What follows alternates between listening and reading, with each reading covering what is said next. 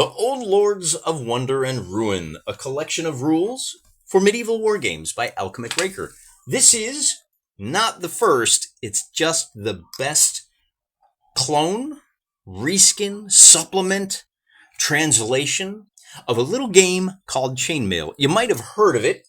It launched the most popular role-playing game in history, and the one that itself launched 1,000 role-playing games, including one called Shadow Dark, and one called Old School Essentials.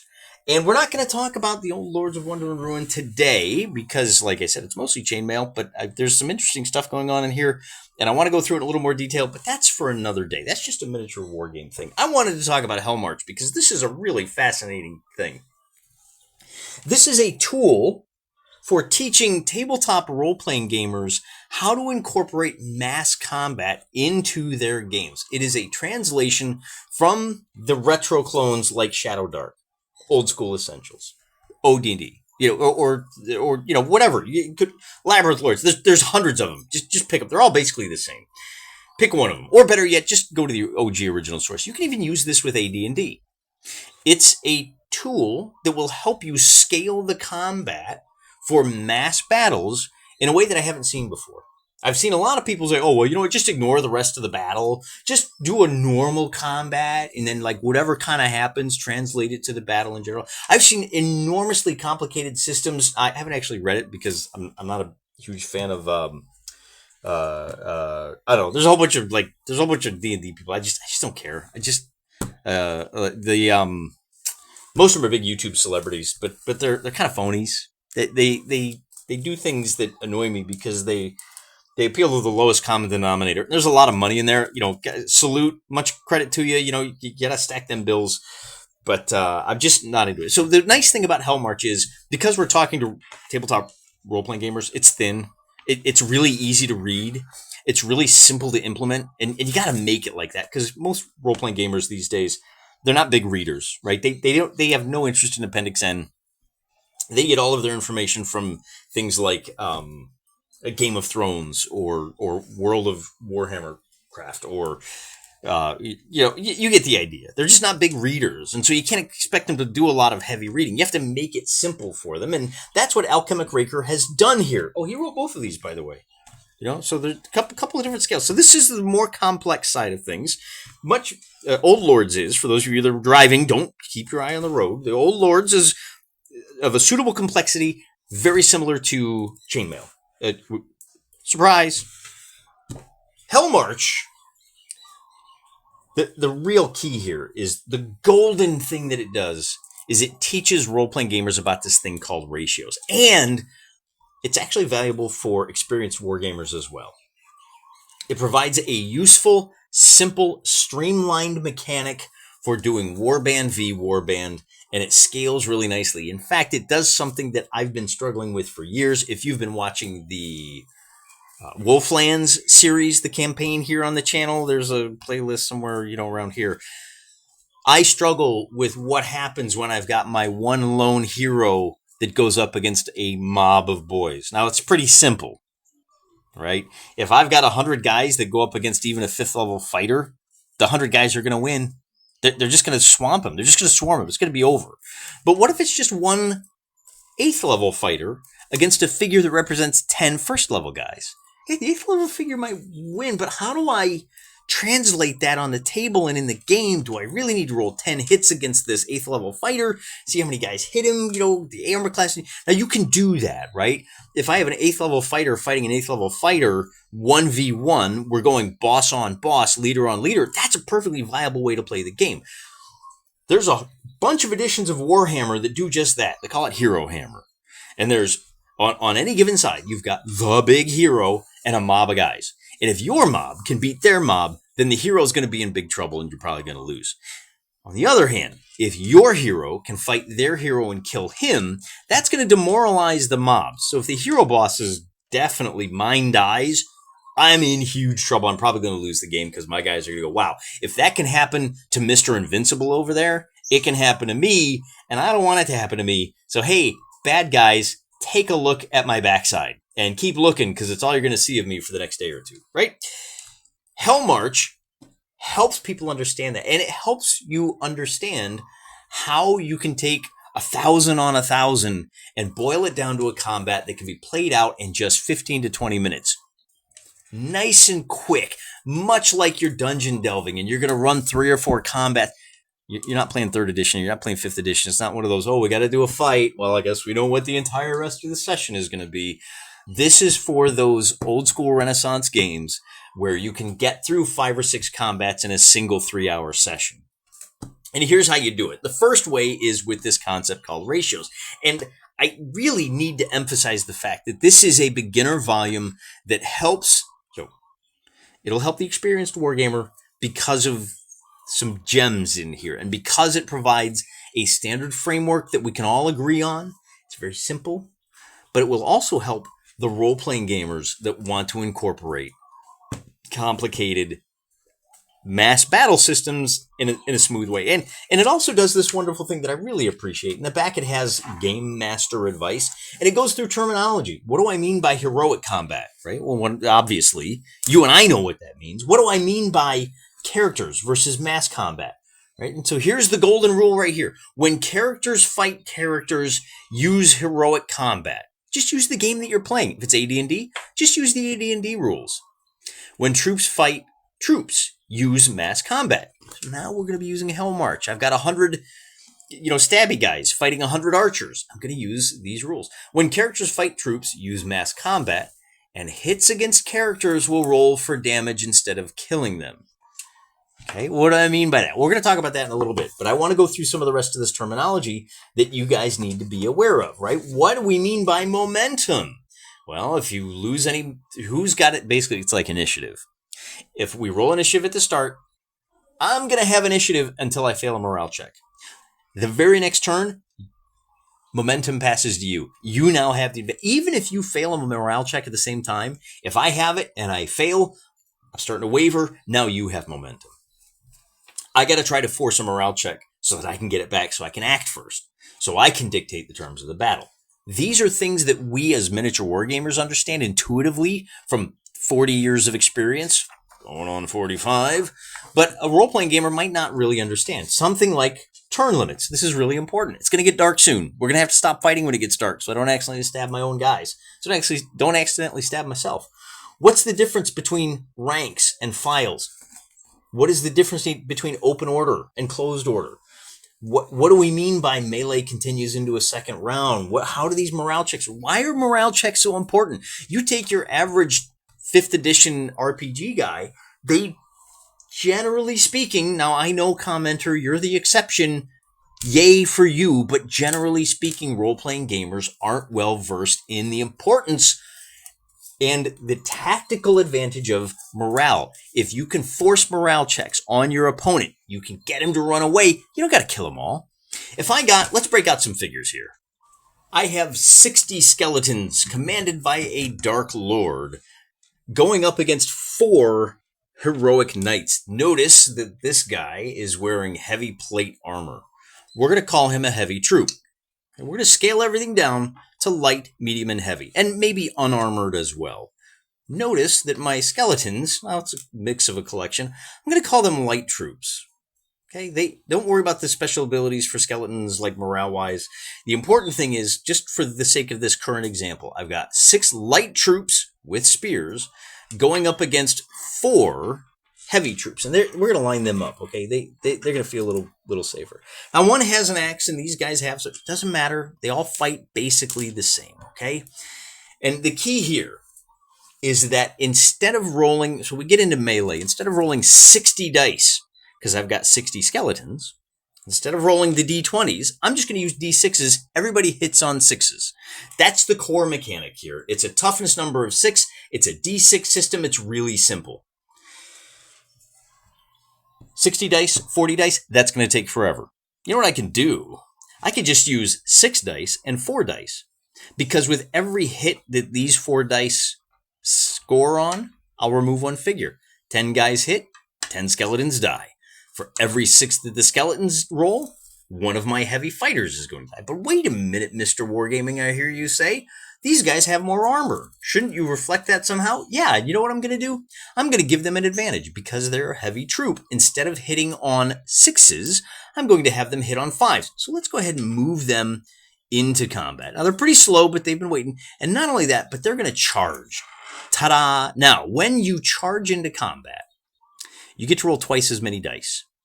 All right, great. So now, instead of rolling 4 dice, I'm going to get to roll 8 dice for these guys. And because they're heavy, I'm hitting on 5s and 6s, which means I'll be able to, when in fact, the skeletons are at a disadvantage. So we have to bump them down. Well, wait a minute. They're already only hitting on 6s. What does that mean? Okay, well, a couple of things. First, it means, let me answer the question. My mind is going faster than my mouth here. Sorry about that. If you are hitting on 6s, but you're at a disadvantage, divide the number of dice you roll in half. Instead of rolling 6 dice, we're only going to roll 3 for these guys, hitting on 6s. Armored troops are going to beat light troops every single time. Although, let's just adjust our formation a little bit. Our armored troops were walking down a road. They were in column. There's only 2 guys in front. It's only the guys in the front rank that can fight. So in this case, I'm only going to, but they charged, I'm only going to be rolling 2 dice. Oh, but I get to double it to 4 because we charged into combat. But because the skeletons have spears, both ranks can fight. Okay, so now I'm going to be rolling 4 dice for the heavy guys, hitting on 5s and 6s. We'll do probably 1 damage. The skeletons are going to be rolling 6 dice. Casualties come after the fighting. So rolling 6 dice, hitting on 6s, they'll do 1 point of damage. Okay, we've tied. Let's suppose the dice came up a little bit different, and we actually did 2 points of damage here. We have to make a morale check, but it is worth noting that on subsequent rounds of combat, if we stay, in the next round, this guy can move over. In fact, if the skeletons win, these guys can come over and they get a flanking bonus, and now this guy gets to roll 2 dice because he's flanking his opponents. Kind of important. But I don't think we're going to get there because, as I said, it's going to be a 2-to-1. So our skeletons now have to make a morale check. And morale checks use a 2d6. And you have to score troop type. Your light guys have to score an 8 or better. The heavy guys succeed on a 10 or better. They're a lot braver. They're a lot better at fighting. They've got a lot more stick-to-itiveness. But in addition to that, you have a penalty based on the differential between the amount of casualties. So my skeletons lost 2. Oh, they're at -1 because the heroes did an extra point of damage. For skeletons, because they're constructs, they don't actually do morale. This might not be an issue. Oh boy, we're going to have to fight another round of combat next turn. If these were just regular people, though, we'd have to roll, and instead of succeeding on a 8 or better, they would succeed on a 7. And that's kind of important because there's a really interesting thing that happens here. Let's suppose, and then there are some bonuses here. If we had a leader nearby, see, look, our heroes, let's suppose our heroes lost. Oh boy, our heroes lost 1, and the dice just came up bad for them, so that skeletons didn't lose any. Our knights have to roll, and they have to beat a 10. Oh, except with the -1, they have to beat a 9 because of the differential. Oh, but look, we have a hero here bolstering their morale. So that leader means they're going to have plus, where is it? Elite troops outnumbered. Oh, boy, we have some other ones. If you're outnumbered 2-to-1, oh, which we are, see, 3-to-6, they have another +1 to the number they need. So the outnumbered 2-to-1 is balanced out by the presence of a leader. So now we still have to roll a 10 or better. But look what happens if we fail. So let's suppose we roll an 11. Oh, we failed. Look at the higher die, which is going to be a 5 or a 6 in this case. They're going to retreat orderly. They make 1 move back. Hey, we were here. We're going to move back 6 inches. We're ready to fight next time. See how they're in close order? Ooh, if they were in open order, that would be a disadvantage. Instead of hitting on 5s, they're hitting on 6s. And that happens if our highest die is a 4. Now, bear in mind, if I'm rolling a 10, 11, 12, I'm going to be, one of those dice is going to be a 5 or a 6. But if I've taken a lot of casualties, I may fail by rolling an 8. So now I got 2 4s, or maybe even a 7, right? A 3 and a 4. Oh, they're scattered, which means they retreat, they go to open order, and they have to spend the entire next turn rallying. That could be a problem because, as we saw, these skeletons may move up and attack them again. And now in the second round of combat, the skeletons have charged. They're rolling 12 dice to just 3 for my homeboys here. See how quick this goes? So now we're rolling 12 dice, hitting on 6s. Oh, wait a minute, but they're at a disadvantage. But these guys are at a disadvantage. So maybe it's rolling 3 dice. They got a leader nearby directing them, so maybe they're hitting on 5s. 3 dice hitting on 5s. There's only a 50-50 chance they remove 1 skeleton. Meantime, skeletons rolling 12 dice, they're going to eliminate at least 2 of these guys. Once again, we have to make that morale check. Well, this guy, but and again, we're at -1, +1, okay, but we're outnumbered by 4 to 1. This one survivor, he's outnumbered by 4 to 1. We have additional penalties, right? Final stand in Homeland's last round. Well, that doesn't mean anything. If we're outnumbered 2 to 1, what the heck? After casualties, the side with fewer hits makes a morale check. Oh, so even if you do fewer hits, right? In this case, oh, we did fewer hits, our skeletons, but we outnumber them 3 to 1. We're going to have a bonus. We're more likely to stick around, right? And that's an important concept for role-playing gamers to understand. It's also important for them to understand that once your unit gets reduced down to 33%, it's done. Okay. Oh, so these guys are at 50% at this point in the fight. These guys are at 33%. They're going to crumble into dust. Again, skeletons operate a little bit differently, but take it from me. Now, here's the other thing. And this is the really valuable aspect of Hellmarch. What do we do if I have my 6th level fighter? See, he's a 6th level fighter. And he's getting involved in a combat with... your stick is a little too long there, Mr. Skeleton. You need to straighten up and rattle right. Okay, there we go. So now we have a 4-on-4, but it's not really, is it? Now we have a really interesting situation where I've got 40 skeletons going up against 31 humans. And this is the part that I used to struggle with, but I won't anymore, thanks to Alchemic Raker. For these 3 guys, I can just say, all right, you know what? I'm going to roll 31 dice versus 40 dice. Oh, but you know what? This guy is a 6th level guy, so that means I'm going to roll 36 dice, once for each of his hit dice. Oh, but you know what? 36 to 40, what if I divide those by 4? Now I'm rolling 9 dice versus 10 dice. And in fact, I may decide, look, to figure out hits in this case, I'm going to roll 3 dice versus 3 dice. And over here, I'm going to roll 6v10. Oh, but you know what? Maybe I'll cut that in half. Maybe I'll roll 3v5, with each successful hit doing 2 points of damage. All of those hits are tallied up. And regardless of how you do it, you now have a number of hits that can be compared. If I lose 1-1 and I do 2 and 6, hey, look, that's 5. There's 1 hit versus 2, so we did 3 hits here. And I may need to track casualties on this skeleton, who doesn't want to stand upright for some reason. He's a little wobbly. Where was I? 1 hit, 3 hits, that's 4 to the good guys. 1 hit versus 6 hits, that's 7. Oh, these guys have to make a morale check at -3. It all balances out. It all works really well, and it all works really quickly.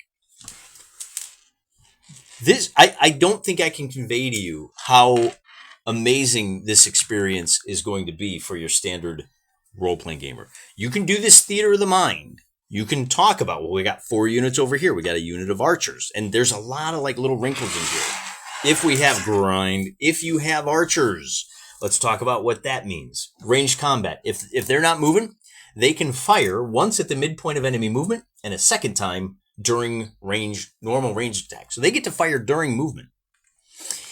If you're charging them and you're beyond half of your movement distance, you're going to have to eat a bow shot. And then when you get into melee, you're going to have to fight the guys that were shooting at you. Okay? Archers divide by the number of archers by 2, 3, or 6 based on troop type. The result is the number of automatic hits and also the number of hit dice rolled. So archers work a little different. If I'm darkening the sky and I've got my bows and I'm firing at my heavy boys, they're heavy, I got to divide by 6. So I better shoot with 6 arrows. I'm shooting with 6 archer figures. I'm going to do 1 automatic hit, and let's put 3 guys in there. So these 3 guys, these 30 heavy foot, are charging 60 archers, 30 v 60. I don't have to roll 30 dice. I don't have to roll 60 hits and then roll for damage. All I got to roll is 6 dice. Well, wait a minute. No, I'm not even going to roll 6 dice. I'm going to divide by 6. I'm going to do 1 automatic, and I'm going to roll another one. And if I get a 6, I'll take out a second guy. But I probably won't. So these guys will move into combat, and now I've got a 20 v 60. But again, these troops are probably light because they're archers. They're not wearing plate mail. So these guys charged, I'm going to be rolling 4 dice versus 6 dice. The heavy guys are going to be hitting on 5s. The archers are going to, they're at a disadvantage. I'm only rolling 3 dice. So 4 dice versus 3 hitting on 6 versus 1s. See? The good news for the archers, and here's what makes them so potent, is they have a range of, where is it? My longbowmen have a range of 21 inches. How fast do my heavy foot move? Well, they only move, there's 20 feet, which is going to be, what, is that 2 inches? Outdoor ranges. Here we go. What am I missing here? Mounted movement, archers, 21. 21 feet? Got it. You got to read careful. That was indoor combat. See, things work a little differently when you're in the crowded confines of a dungeon. Indoor combat, you're measuring in tens of feet. Here, you're measuring in inches, which I think is tens of yards. So our heavy boys move 6. They're going to have to close 21. Meaning they're going to have 3 turns of movement. Bow shot, that's 2. Bow shot, that's 4. Bow shot, well, of course, on that last turn, they're going to have a bonus of 3 inches for charging. So they're going to eat 5 arrow charges. You probably don't want to charge archers with heavy, right? Full Agincourt here, guys. You're probably going to want to charge them with something like cavalry, medium cavalry. They're going to close that distance in 1 turn. They're only going to have to eat 1 bow shot, right? Really powerful stuff. Really interesting choices to be made. A lot more going on in here. Really interesting way that Alchemic has come up with bridging the gap. How does it work with spells? Well, again, spells put us back into that situation where I have 1 guy versus 10 guys. If he's a 6th level guy, if he's casting a spell, then I revert to, here's the golden rule right here. It does have rules for catapults, cannons, flyers, all kinds of fun stuff. But remember that golden rule here at the start of the book. And again, borrowing from AD&D, if you're indoors, spell ranges are as normal. Outdoors, spell ranges are as normal. Areas of effect are divided. Okay? Or another way to put it is the actual square footage area of effect is unchanged, but the range is tripled because you're doing yards instead of feet. Okay. But how do we do spells? Well, you do it just like it says in the rule book, regardless of which rule book you're using. But you use the golden rule here on page. Where did it go? I thought it was at the front. Am I missing? Mixed combat. By the way, it's 1 level per die. Here we go. When characters fight troops, use mass combat. Hits against characters will roll for damage instead of killing them. In other words, if I have a combat for whatever reason that archers are shooting at my 4th level wizard, he's only got 4 hits. Don't worry about hit points, okay? Because we're doing mass battles. When you got 40 arrows raining down on your guy, every single hit is going to do a hit die worth of damage. But those spells, likewise, if I'm going to cast Magic Missile, I'm only going to take out 1 to 2 guys. So I may need to count casualties on my 10 to 1 figure. But if I have Cloud Kill, right? And it says, the Cloud Kill affects everybody in this range, I may wipe out the whole unit. Kind of a case-by-case basis. But you can figure it out a lot better when you're using Hellmarch. And, maybe that's one of the first things we're going to have to experiment with when we put this game on the table. I'm not quite sure when that will be. I got a lot of good stuff coming up, man. I really need to clear my backlog. And with 3 videos a week, that's all I can do, man. It's really taxing me to my limits here. So hopefully sometime before the end of the year, we'll be able to generate some organic fights that aren't just line them up and run at each other. We'll have some victory conditions. We'll have some definitive goals for one side or the other. Maybe this side is trying to steal the other side's Hagrid the Rooster. Why is he trying to steal it? He's a pretty impressive rooster, guys. He may be a little gimpy. He may be a little long in the tooth. But boy, howdy, is that relatable. Hey, Hellmarch. If you want to introduce your role-playing game crowd to mass combat battles, this is the way to do it, guys. Ask for it by name. Go give Alchemic Raker. His feed is chock full of good stuff. Interesting art. I should have mentioned that. Really like whatever this Easy A guy did. He's doing Yeoman's work. Really, old school line art. Really love it. Good stuff. Nice and cheap. Add it to your game. You won't regret it. It will come in really handy when you run that Bronstein and you want to do a whole battle in about 10 minutes. There's a lot of uses for this. In fact, I think he even talks about Bronsteins in here. He's got advice for terrain. He's got all kinds of good stuff. Give it a look. We'll talk more about it in the future. Till next time, I'm praying for you.